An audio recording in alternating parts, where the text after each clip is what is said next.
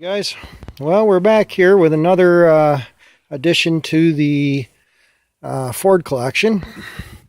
This is a 1963 and a half two-door hardtop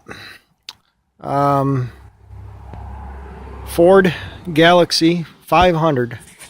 It's not an XL, just a 500.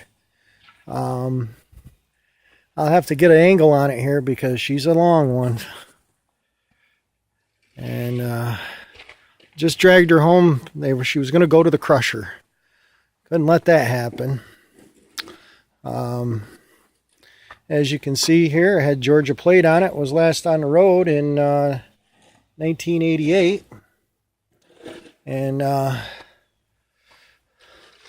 grill's all good. Bumper's a little rusty, but it's there. It's not bent up too bad.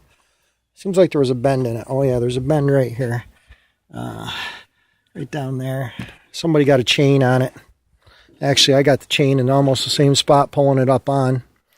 I mean, the fenders here are in pretty good shape. That's all original metal. Nothing welded in there. All good steel.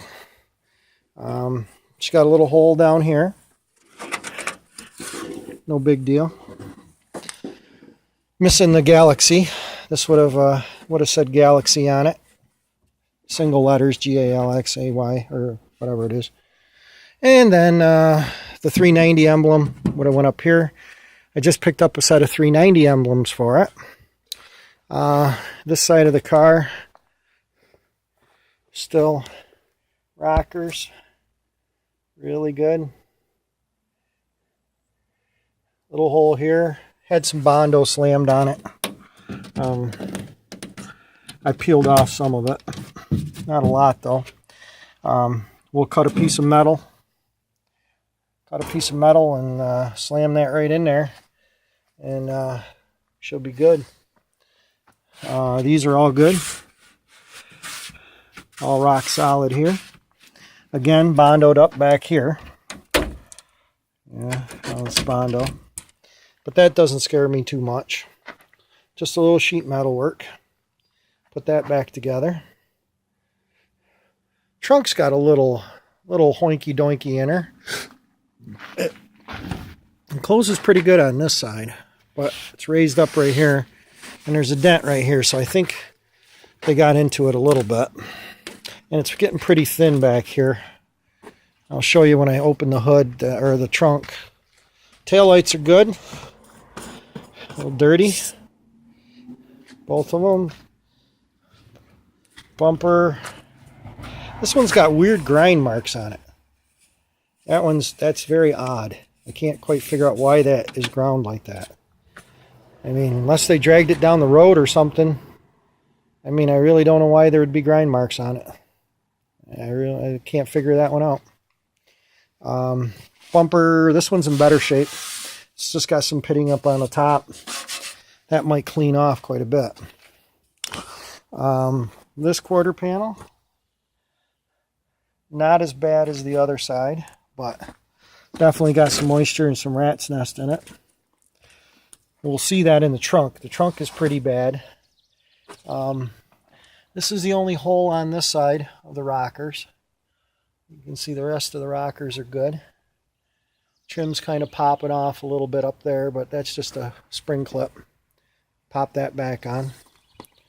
That's not a big deal. It's got a dent here, and it's got a pretty good dent. I don't know if you guys can see it right here and in here. So they rubbed it up against something pretty hard, put a dent in it. I still haven't even cleaned all the leaves and pine needles out of it yet, but it's coming. Today's was the inside, because I haven't even got in the car because the car stunk so bad of mouse pee, and it would make you gag. Okay, inside the trunk. What I did was I sprayed this with vinegar and hydrogen peroxide and a little pine sol, and then I to try to kill most of the mouse turds back here. And all this white powder laying around in here is baking soda. As you can see, there's a box there. I threw, I think 3 boxes of baking soda in here to try to kill the smell, so you could actually get in here. Now I can vacuum this all out, suck all this stuff out of here, and really assess the damage here to the bottom. These cars are noted for having bad trunks. It's just, I mean, the trunks are big enough that you could sleep in the thing. So there's just a lot of metal back here, and it's hanging out over the back, and it gets all the water and crud. But it's not too bad. You can buy the whole center panel for a couple $100, but you know me, I'm cheap, so I'll probably just I got a piece of 20 gauge in there. It's about that size, or I'll get a piece of car hood or something like that and do a little hammy and slammy bammy, and it'll go right in there. Patch these holes up over here. Same thing over here. This one's a little worse on this side. This edge is pretty bad. I don't know what I'm going to do with that. That's a little trickier. I could cut a piece of pipe. I've done that before to make a roll and then weld it on the bottom side. That could work. It's a little rotted in here where the water's got in there. But I still can't see this car going to the crusher, man. It's a 63.5. This is the year that Ford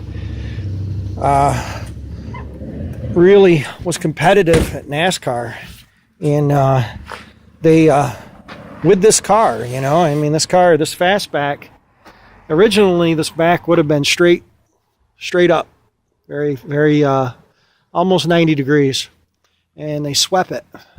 And but this is what I've been doing on the inside. So check out the redneck upholstery job. Nice. I couldn't find the burgundy tape up here to the local hardware store. I know they make it, so I may needs another layer anyway. So I'm going to take and put some burgundy tape over this red tape, and it'll be pretty. I ripped the carpet out because it smelled like mouse poop. And the floors are pretty solid, you know. I mean, move some junk around here. All good. I'll take and wire brush them off a little bit and throw some paint on them. I tore the seat out. This seat was so gross that you wouldn't dare sit on it.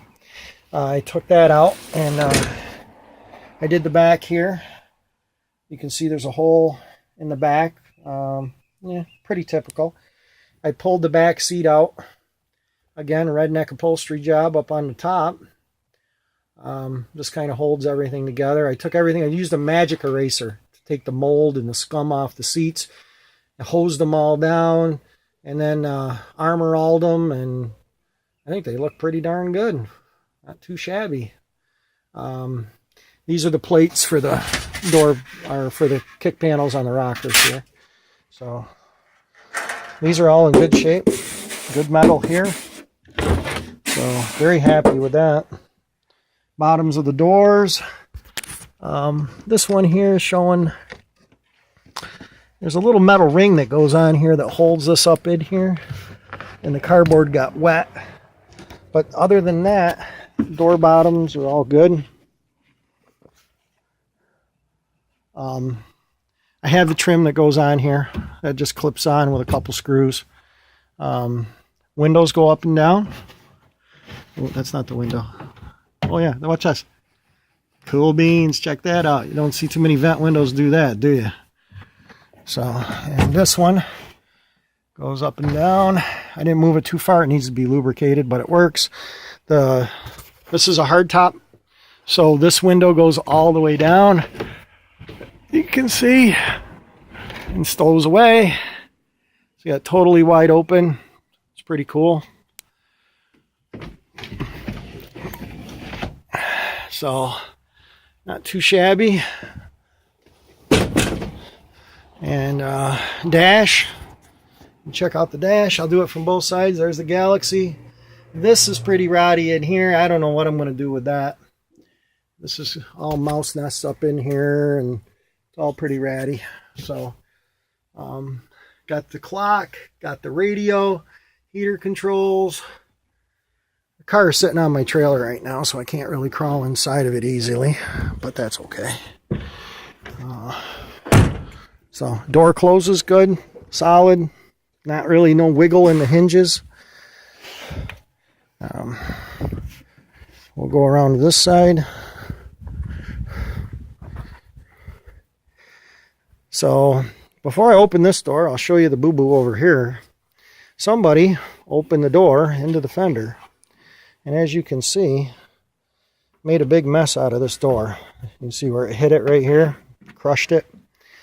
I've done these before. It's not the first time I've had to work one of those out, but it always sucks when people do that. And all it was is because it was too tight up here. So now, when I got this car, the door would not stay shut. Driver's side door. It is shut. I tore the latch apart, and there's these little pigtail springs, little curlicue things, and 2 of them were broke. So I tried making one. That didn't work. So I ended up taking a regular, wouldn't be a compression spring, it would be a tension spring, Harbor Freight, box of springs, and I drilled a hole where I thought it would work, and then I drilled another hole where I put some tension on it, and hopefully it wouldn't hit anything, and crossed my fingers, and voila, door opens. Oh, it's a big door. So here's the inside of the door. I have not put the handles back on yet because, well, I lost one spring. There's a little spring clip. I don't know. Yeah, right here's one. I need another one of these. You see that? I need another one of those. That's what holds those handles on. Here's the one for the vent window. Here's the one for the big window. Little plastic pieces that go on there. But here's the floors on this side. Again, good and solid down here. Got a little hole right here about the size of my fist. Keys are in it, but they don't fit. Wrong keys, I guess. 118,1604, I would say. I doubt it has 18,000 miles on it. Dash is all cracked again. I got baking soda up there trying to eat some of the mold smell. Smells 100% better right now. It's actually livable. I was sitting in the car earlier. Again, my redneck upholstery job, because I even stuck some Roxel insulation in there. And I said, well, that'll work. That'll give us something to cushion it a little bit. The back seat. Check out the headliner, guys. Is that headliner beautiful or what? I mean, the one in my truck isn't as nice as that. The visor's got some mold growing on it, but we'll take those out and clean them, and they'll be good. But look at that headliner. Is that amazing? Right back there is the only spot. It's right on a seam. I might be able to even stitch that back together. I don't know. We'll see. Again, rockers on this side, all good and solid. Door bottoms, not too bad. It's just the rubber. Might be a little hole here. Yeah, feels like there's a little hole breaking free there. Not too bad. Still got a mouse nest in here. I got to get a coat hanger and go fishing and see if I can knock it down and then suck it out of there. That'll get rid of another mouse nest. So let's go look under the hood, or what if it was sitting with a hood. That's another problem. You know, sometimes people are knuckleheads. Check that out, guys. See? Door closes. Nice. I had to use a ratchet strap to hold it down. Anyway, let me jump up here. Okay. Got a C6 transmission in it.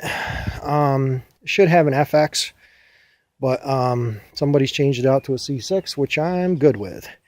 The FXs are getting old and getting hard to find parts for. C6s still around. This was my hood prop stick when I had the hood on it. The hinges are rusted so bad that somebody grabbed a hold of the hood, tried to lift the hood, and ripped the hinges right out. This hinge kind of worked. It's still needs a bath on the outside. Supposedly had a 390 in it. I found a 390 today. Guy wants $1,000 for it. It's totally rebuilt. I mean, I don't have a lot of money in this car. I mean, it would go and drive with a motor, so it's going to be a project. Steering box is screwed up. I have a brand new steering box for it. I can guys go show you that. If I can get off this thing.